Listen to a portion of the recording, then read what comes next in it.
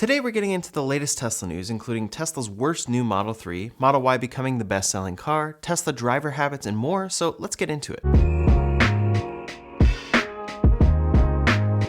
First up today, the Model Y's popularity has surpassed a very exciting milestone. Back in 2016, it was Elon Musk's prediction, even before this car came to market, that it would become the best-selling worldwide car overall. Tesla foresaw the Model Y's demand creeping up to 1 million units per year. A lot of people thought that was pretty far-fetched, considering the car hadn't even come out yet, but we've seen it continuously increasing in popularity since then. For several years, the Model Y has been the best-selling EV in the world. In 2022, it was the best-selling overall vehicle in the world by revenue. Now, 5 months later, it's the best-selling car in the world by units sold as of the end of Q1 this year, according to JATO Dynamics, an industry analyst. Tesla celebrated the news on Twitter, saying, "Thank you to Tesla owners for making Model Y the world's best-selling car in Q1 this year." That prediction from 2016 has come true, and the Model Y is the first EV to become the world's best-selling vehicle. It finally beat the Toyota Corolla, and it looks like it may maintain its position throughout the year. Tesla sold around 267,200 Model Ys in Q1 across 53 markets. The Corolla was close behind with 256,400 sales. Behind these two are the Toyota Hilux with 214,700 sales, then the Toyota RAV4 with 211,000, and the Camry with 166,200. Toyota is still dominating the top 5, so the fact that Tesla has been able to break through to first place is amazing to see. 2/3 of the Model Y's sales came from China and the US, with both of those markets seeing significant growth in the last year. With the exception of a small increase in Camry purchases in China, Toyota's vehicles in the top 5 have been losing market share across the board. Since none of those vehicles are electric, this could be a signifier for Toyota that it's time to buckle down their EV strategy. They're only going to be increasing in popularity, and that's bad news for their current ICE lineup. I wouldn't be surprised to see the Model Y maintain this position at year end. Last year, both the Model Y and 3 made the top 10 cars in the world, with the Model Y achieving 759,000 sales and an average quarterly run rate of 189,000. This year's Q1 number is much higher than that. Even if they only maintain their quarterly sales, they're on track to sell over 1 million units this year. The previous number one, the Corolla, sold 1.12 million units last year, but their decreasing numbers could mean they're already out of the running. This is huge news for EVs in general and for Tesla specifically. Their strategy of focusing on just a couple vehicles and scaling those up massively seems to be working. Next up today, according to data from IC Cars, Tesla drivers are driving more miles than any other EV owners. In a ranking of EVs that drive the most miles on average in a year, each of Tesla's vehicles took the top ranking.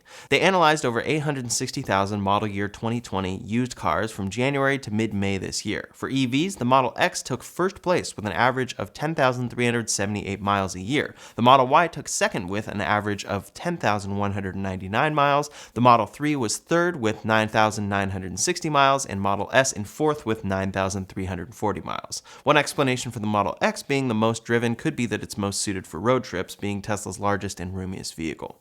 The next most driven vehicles with averages over 1,000 miles fewer are the Hyundai Kona EV and Chevy Bolt. The most important factors that likely affect how much drivers actually use their vehicles are driving range and the availability of reliable fast charging. No other vehicle in this chart has a driving range as high as Tesla's vehicle, and there's a positive correlation between driving range and miles driven in a year. That suggests that if drivers are able to drive further, they will. Tesla also has the most widespread and reliable fast charging network in the US, so it makes sense that Tesla drivers are more confident driving longer distances. In this data, there doesn't seem to be any correlation between the price of the car and the number of miles it's driven, just range. Even though the average American only drives about 40 miles a day, which is well under the range most EVs offer, there's still range anxiety associated with driving longer distances. Gas vehicle drivers drive more miles than EV owners, with an average of 12,578 miles a year. According to an executive analyst at IC Cars, looking at 3-year-old electric cars, we see EV owners willing to drive an additional 23 miles per year for every additional mile of range their vehicle offers. That could mean that the average range of EVs would have to increase by 161 miles for EV owners to drive with the same confidence as ICE vehicle owners. They go on to say that range anxiety is less about being stranded in the middle of nowhere and more about the refueling process of electric vehicles. It takes longer to fill up an EV than it does to fill up a traditional traditional gas car, so a longer range could mean never having to charge away from home for a typical driving day. We also have to consider that for battery health, most EV owners only charge their battery up to 80 or 90%, which also impacts usable range. As far as Tesla goes though, drivers don't seem to be very limited at all, and the range of these vehicles is only going to keep increasing in the future. I also think we could see electric cars surpassing gas vehicles with miles driven per year, especially once people truly experience reliable fast charging. Next up today, Tesla has officially brought back a very popular configuration for their cars, but it raises a lot of questions. For around a year now, Tesla has not been selling the long-range all-wheel drive Model 3 in the US. The reason here has been unclear, but Elon Musk said that demand was too high for that vehicle at the time that they stopped selling it. Considering how long it was gone though, it seemed something else may be at play. In any case, when this vehicle disappeared, it touted an impressive EPA range of 358 miles.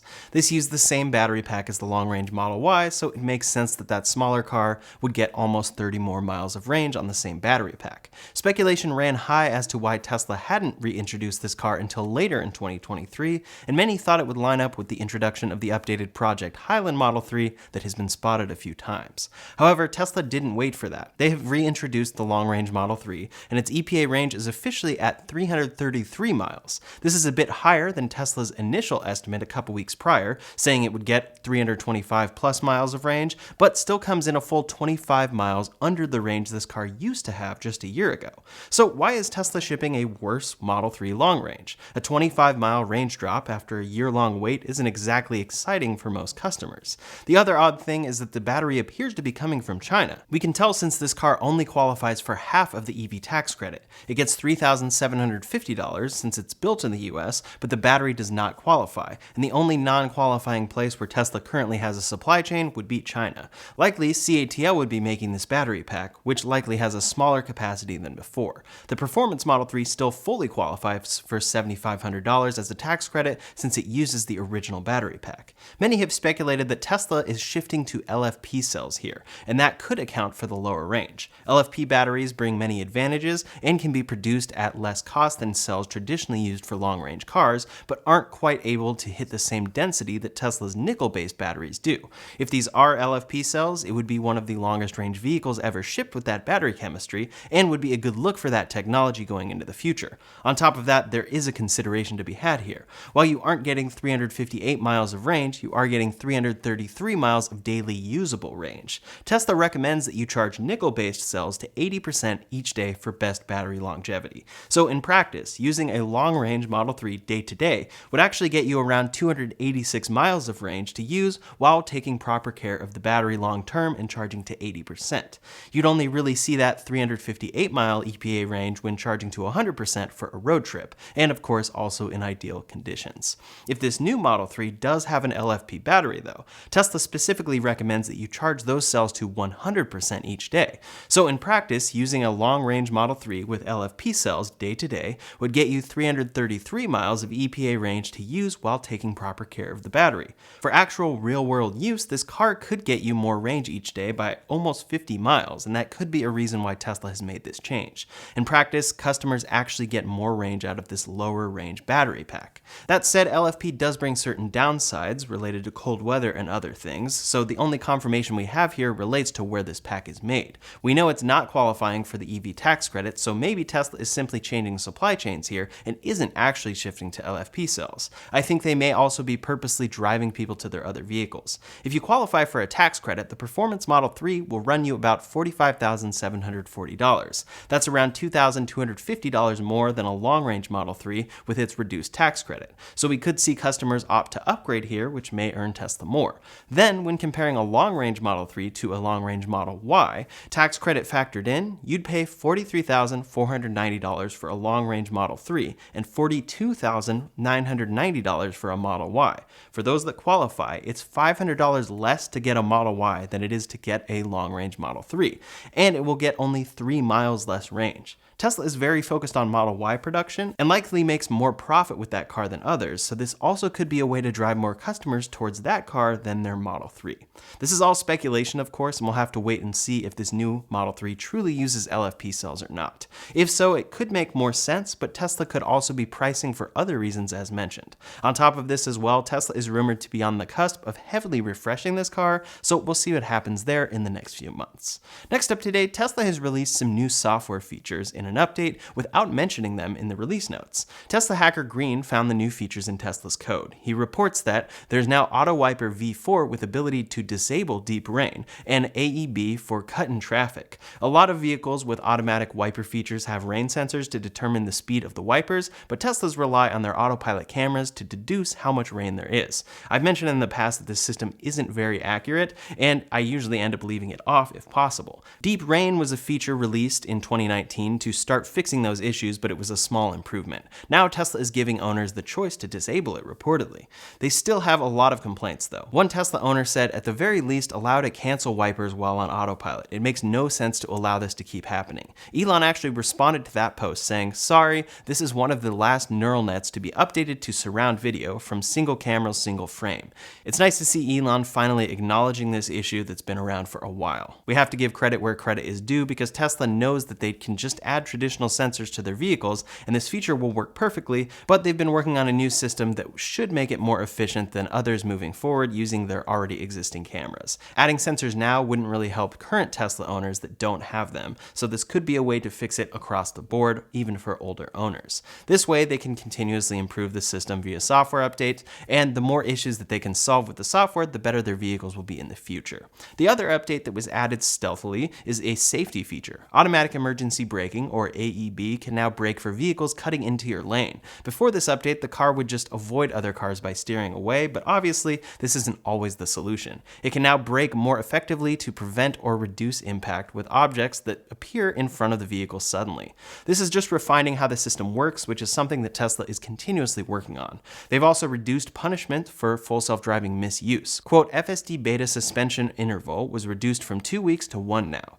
So if the system catches you not paying attention, it'll only be disabled for 1 week instead of 2.